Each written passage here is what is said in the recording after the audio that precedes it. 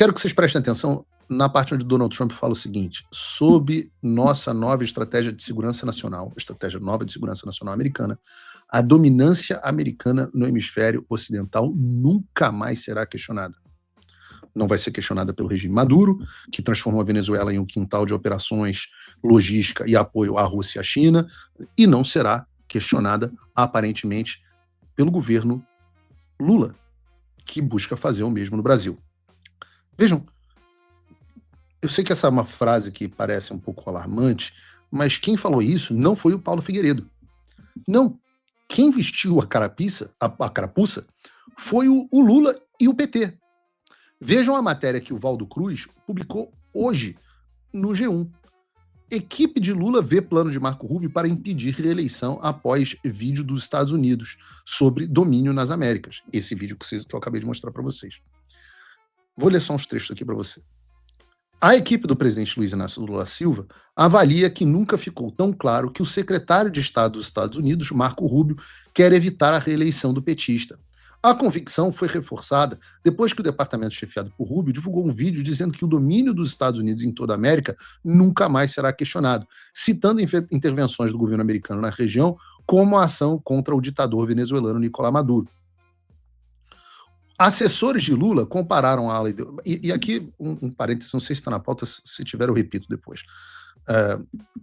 Ontem ou anteontem, perguntaram ao Marco Rubio se era possível uma ação militar em Cuba, que seria outro. E ele falou assim: olha, uma coisa que eu posso adiantar a vocês é o seguinte, eu não vou falar os detalhes, mas uma coisa que eu posso adiantar a vocês é o seguinte: o regime de Cuba, ao final da administração Trump, será radicalmente diferente do que era, passará por transformações profundas em relação ao que eram quando Donald Trump assumiu. Ele também fez um comentário muito inteligente, também não quero aprofundar muito sobre isso, mas a expectativa de que não dá para achar que em que você consegue mudar 70 anos de domínio e de um determinado regime do dia para a noite. A gente já falou sobre isso aqui no programa, né? Mesmo na Venezuela, não há mais oposição. Não há mais oposição. O Brasil, se o Flávio Bolsonaro perder essa eleição, eu também não creio que haverá oposição dentro do Brasil. Este movimento que nós temos hoje no Brasil já é um movimento consideravelmente mais fraco do que nós tínhamos em 2022. O Flávio é um candidato mais fraco no seu discurso do que era o pai, embora tenha muitas vantagens em relação ao pai, como indivíduo e possivelmente como presidente. Boa parte das pessoas, hoje não há mais bolsonaristas na direita quase, os que têm são perseguidos, né? A maioria calada, os deputados falam que morrem de medo, aos poucos, os melhores jornalistas do Brasil hoje estão exilados, modéstia à parte, aos poucos as pessoas vão sendo caladas e vão desistindo de produzir conteúdo ou de fazer oposição ao governo. Quando isso acontece ao longo de 20, 30, 40 anos, o país não tem oposição nenhuma, o país perde completamente, ele passa a ter uma pequena oposição permitida, que foi o que aconteceu com a Venezuela. Então, quando a gente entra numa situação na Venezuela de vai ser fulano, vai ser ciclano, e o Trump fala, se as pessoas não têm condições de controlar o país, a mesma coisa acontece em Cuba. Toda a elite intelectual de Cuba dissidente ou foi presa, ou foi morta, ou veio para os Estados Unidos. Então o Marco Rubio fala, vai ser uma transformação, o regime vai ser transformado, mas não esperem que do dia para a noite você desfaça essa cagada que se construiu ao longo de décadas e décadas. Pois bem, continuando aqui a reportagem do Valdo Cruz, volta para mim. Estou lendo o texto dele aqui. Assessores de Lula compararam a ala ideológica do governo Donald Trump, liderada por Rubio, aos pinguins de Madagascar pilotando o Air Force One, referência ao desenho animado em que os personagens aparecem comandando um avião de forma atabalhoada. Segundo esses assessores, o vídeo publicado pelo Departamento de Estado deixa explícita a política de Rubio de implantar uma espécie de diplomacia de quintal, tratando a América do Sul como uma extensão da área de influência dos Estados Unidos, e a joia da coroa dessa estratégia seria o Brasil. No vídeo, continuando o Valdo Cruz aqui, o Departamento de Estado apresenta um histórico da doutrina Monroe, política formulada no século XIX, acabamos de falar sobre isso. Hoje, na avaliação desses interlocutores do governo Lula, o principal adversário dos americanos nesse tabuleiro é a China. O vídeo cita como exemplo dessa demonstração de força a ação dos Estados Unidos contra Nicolás Maduro. Para assessores de Lula, a referência foi usada para deixar claro que Washington está disposto a agir diretamente para defender os seus interesses estratégicos na região. Na visão desses interlocutores, Rubio transformou a América Latina em uma das principais bandeiras da sua atuação política e tem como objetivo ampliar a influência americana sobre os países do continente. A publicação foi feita em um momento em que os Estados Unidos têm demonstrado apoio à direita na América Latina. Trump, por exemplo, apoiou aliados de Javier Milei nas eleições legislativas do ano passado e defendeu candidaturas conservadoras em outros países da região. Para assessores de Lula, diz Valdo Cruz, a estratégia de Rubio é ampliar a presença de governos alinhados à direita na América do Sul. Segundo essa avaliação, falta principalmente o Brasil para completar esse projeto. Daí, afirmam esses interlocutores, segundo Valdo Cruz, a proximidade com a família Bolsonaro, que mantém grande interlocução com o secretário de Estado de Donald Trump. O Lula acusou o golpe. Né? Foi só falar em marxista e países que apoiam o narcoterrorismo que agora ele já chegou e já percebeu o que é com ele. Né? Agora, o que tem preocupado tanto Lula para que ele pense dessa forma? E é claro que o Lula está preocupado. Tudo que ele fez nos últimos 4 anos foi em prejuízo das relações do Brasil e dos Estados Unidos, empurrando o país para um eixo de ditaduras totalitárias com as quais nós nunca tivemos nenhum tipo de identificação. No programa da terça-feira, eu falei aqui longamente sobre o Lula recebendo o espião russo, ex-membro da KGB, ex-diretor da sucessora da KGB, a FSB, e assessor direto do Putin, em uma reunião em Brasília, fora da agenda pública. Falei também como esse homem foi autorizado a visitar o maior navio de guerra da América Latina, o brasileiro NAM Atlântico, e teve contato em primeiro grau com tecnologias sensíveis que deveriam servir à defesa nacional do Brasil, tudo sob sempre os olhos atentos e vigilantes das nossas Forças Armadas. Eu falei também aqui na terça-feira sobre as inúmeras concessões do Lula à China, inclusive em relação a empresas conhecidas por operações de espionagem, como a Huawei e concorrentes diretas de empresas americanas que atuam no Brasil, como o caso da SpaceSail com a Starlink. Eu sempre falo aqui, e agora, inclusive, com a retirada do Discord, da possibilidade do Discord de fazer live, já falamos sobre a guerra do Lula contra as empresas de tecnologia americana. Eu sempre falo aqui sobre como, no segundo governo Lula, a China se tornou o maior parceiro comercial do Brasil. Já falei isso várias vezes. Agora, no terceiro mandato, ele assinou uma série de memorandos com Pequim nos mais diversos setores, como indústria, infraestrutura, biotecnologia, minerais raros e por aí vai. Só em 2024, durante uma única visita à China, o governo Lula assinou 37 acordos novos com os chineses. Até falar em substituir o dólar como moeda internacional, Lula fez. Agora está falando sobre, Dilma, inclusive, sobre integração dos sistemas de pagamento, inclusive do Pix, com o sistema de pagamento chinês. 4 anos, então, de um governo que trabalha ativamente, não pelos interesses do Brasil, mas sim pelos interesses ideológicos da esquerda, do PT, afastando os Estados Unidos e sabotando empresas americanas ao mesmo tempo em que afaga e chama para próxima as empresas chinesas. Não só a China, ontem mesmo a Dilma Rousseff estava reunida com o presidente do Banco Central do Irã. Né? A Dilma, que foi indicada à presidência dos BRICS pelo Lula, apoiou fielmente o Maduro. Aliás, não a presidência dos BRICS, a presidência do Brasil por Lula e dos BRICS, mas ela apoiou fielmente o Maduro. Depois ela foi enxotada e quando o Lula voltou ao poder, e aí sim ela ganha o cargo como presidente do Banco dos BRICS, depois de ter agradado muito a China, né? Ela continua, agora passa a agradar o Irã, que vive uma guerra com os Estados Unidos.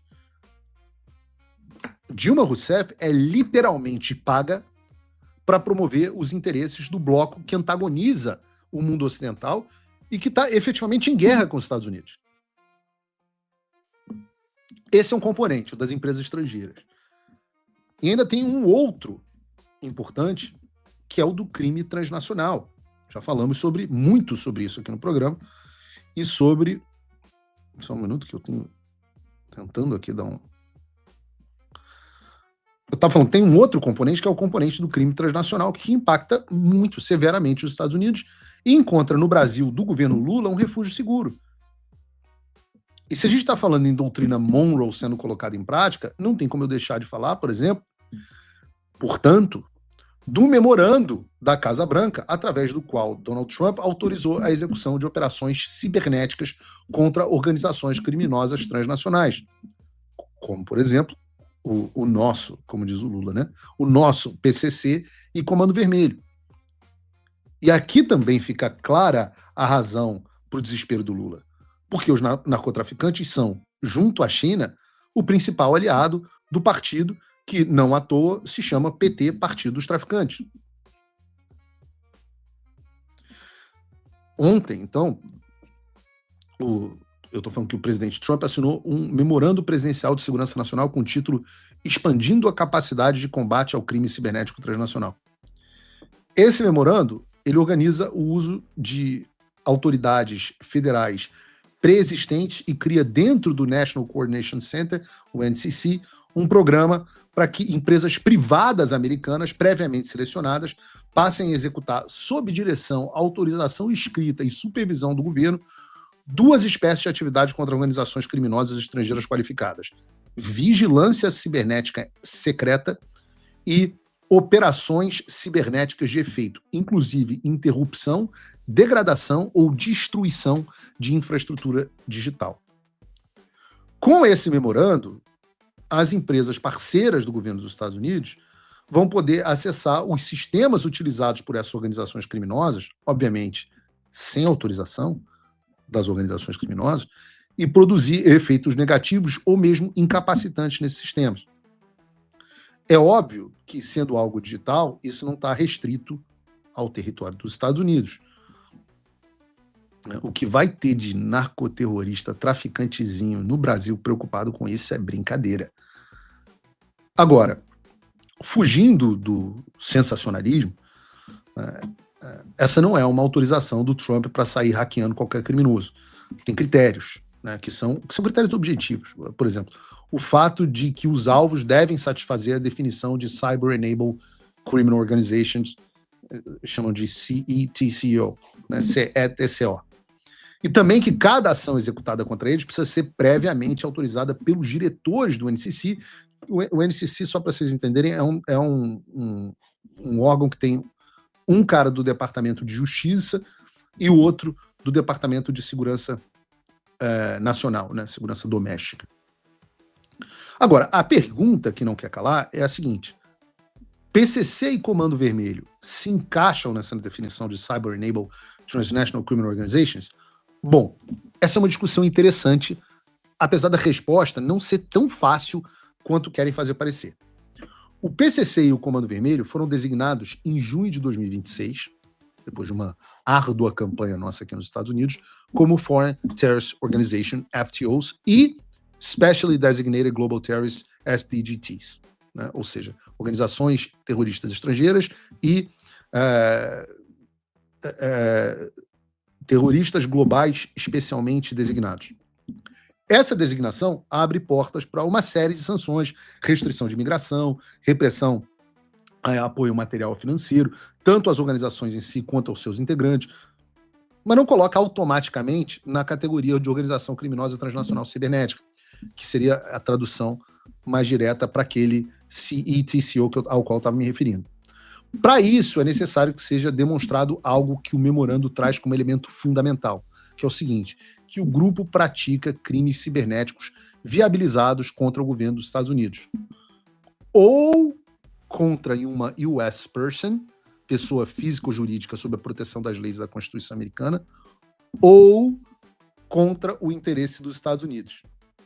Uma dessas três condições: crime cibernético contra o governo dos Estados Unidos, contra um americano ou empresa americana ou pessoa residente dos Estados Unidos, ou que haja contra o interesse dos Estados Unidos, mas aí tem uma condição: e que não seja parte institucional de governo estrangeiro, nem inteiramente operado sob a direção desse governo.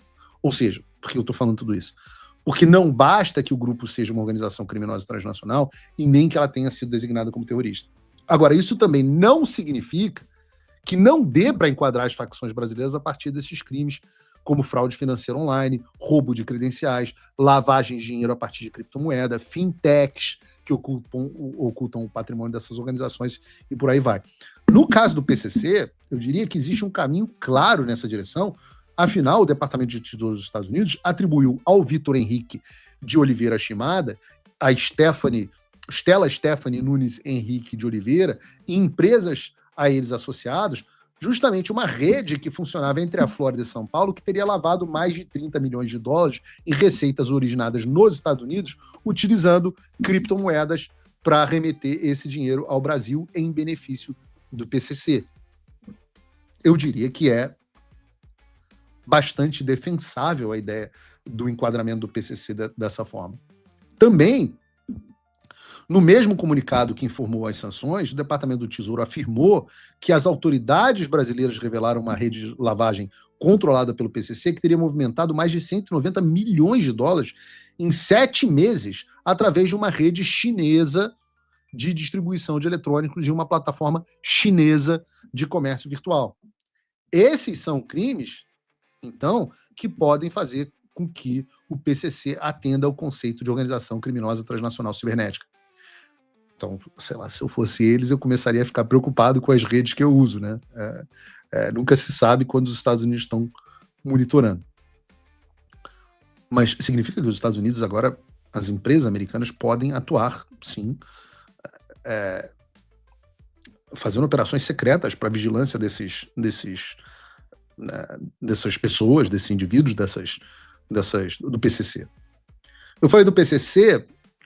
Quanto ao Comando Vermelho, as evidências que ligam a facção a crimes cibernéticos ou digitalmente, né, viabilizados contra o interesse dos Estados Unidos, elas já são um pouco mais fracas, pelo menos até por enquanto. É notório que o Comando Vermelho não é tão organizado quanto o PCC. O Comando Vermelho é Rio de Janeiro, meu irmão. Rio de Janeiro é esculhambação. É mais porradaria, esculhambação. PCC é coisa de paulista, meu. PCC é organizado. Entendeu? Tem reunião, tem time sheet, entendeu? Tem conference call. Paulista faz essas coisas todas. Carioca, porra, é tiro pro alto, puta, travesti, cocaína e... Então, a inclusão digital do PCC é outro nível. Brincadeiras à parte, a questão aqui é, no final das contas, que o Trump está colocando ordem no hemisfério ocidental. Acabou o tempo em que potências estrangeiras, em que narcoterroristas, criminosos perigosos tocavam horror no nosso continente sem que acontecesse nada com eles. Essa esculhambação, essa tal da soberania dos países gerou essa esculhambação. Já falei, terça-feira não tem soberania porra nenhuma. Lula tá entregando o Brasil para um eixo do mal. Um eixo do mal que traz pobreza, repressão, injustiça, sob o aplauso dos capitalistas da Faria Lima. O que não deveria nos preocupar, no entanto, é justamente a razão do Lula pensar que uma campanha contra o narcoterrorismo ameaça a reeleição dele. Uma campanha contra o domínio chinês ameaça a reeleição dele. Por quê? Por que ele acha que o Marco Rubio apoiar e propor essas iniciativas está impedindo um novo mandato do Lula?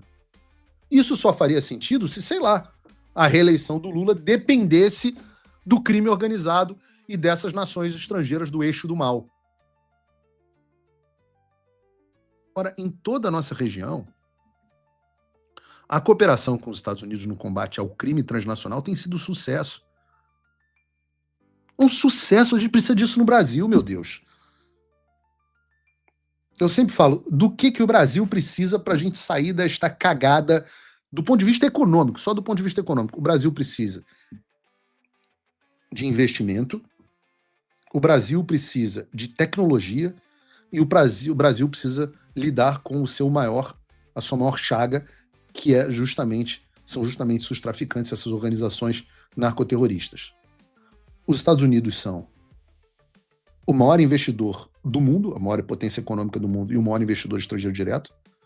Os Estados Unidos são o maior produtor de tecnologia de longe do mundo inteiro. E os Estados Unidos são absolutamente bem-sucedidos quando se associam aos países no combate às organizações criminosas. No Equador, em março, as operações militares conjuntas contra organizações narcoterroristas, conjuntas entre Equador e Estados Unidos, bombardearam campos de treinamento próximo à fronteira com a Colômbia. Sucesso para o Equador e sucesso para a Colômbia. Na Colômbia, não só nós tivemos a Colômbia saindo do país mais inseguro do mundo. Se vocês não assistiram, assistam o Narcos, mesmo com o Wagner Moura tendo dificuldade lá com o espanhol e tendo umas coisas meio hollywoodianas, aquilo ilustra um pouco da situação, qual era a situação da Colômbia antes da direita chegar no poder e o Uribe ter resolvido a criminalidade até a chegada do Petro na Colômbia e ter transformado a Colômbia num lugar muito seguro. Até, obviamente, a chegada do Petro, a esquerda voltou e a Colômbia voltou a ficar esculhambada até agora. Porque em abril, nós tivemos a Operação Tridente, que realizou interdições no Oceano Pacífico e apreendeu toneladas de maconha e cocaína. Agora, nesse mês, depois da posse, depois da posse do El Tigre, do Abelardo de la Espriella, sobre quem eu já falei muito aqui no programa, a Colômbia autorizou também operações militares conjuntas com os Estados Unidos para destruição das redes de narcoterrorismo. Sucesso para a Colômbia. Pô, isso é bom, não é, gente? Pelo amor de Deus. Segundo os dados apresentados pelo Pete Hegseth, a movimentação de embarcações ligadas ao narcotráfico diminuiu 65% no Caribe Ocidental, 60% no Caribe Oriental e aproximadamente 50% no Pacífico Leste. A iniciativa que torna tudo isso possível, o Escudo das Américas, já tem mais de 18 países. Já tem Estados Unidos, Argentina, Chile, Equador, El Salvador e Colômbia. Quem que ficou fora? Quem que ficou fora do Escudo das Américas? Se perguntem aqui: Brasil, México, Cuba, Nicarágua e o Haiti. Todos paraísos da porra do crime organizado. E não coincidentemente, todos governados pela esquerda. Pô, mas tem que ser muito burro para não ver isso. Aí você pode achar esses números bons ou ruins, depende. O Lula acha ruim. Eu acho bom. Né? Você no chat me disse, você acha bom o crime organizado? Então, eu tô vendo essa reclamação, tudo isso para dizer que eu tô vendo essa reclamação. Mas eu quero que o Lula reclame muito. Eu quero ver o Foro de São Paulo destruído. Eu quero ver o Lula de volta na cadeia. O Eduardo Bolsonaro publicou essa imagem no X, e dessa vez na cadeia pelos motivos certos e do jeito certo. O Eduardo Bolsonaro publicou essa imagem no X e eu achei muito boa.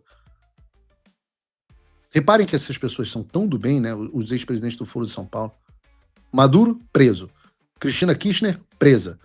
Evo Morales teve a prisão pedida pela Justiça da Bolívia. Rafael Correa, preso se sair da Bélgica, está exilado na Bélgica. Gustavo Petro, processo investigado pelos Estados Unidos por ligação com o tráfico de drogas. Falta só o Trump e o Rubio darem um jeito no Miguel Dias-Canel, em Cuba, e aí vai ficar só o ladrão sozinho.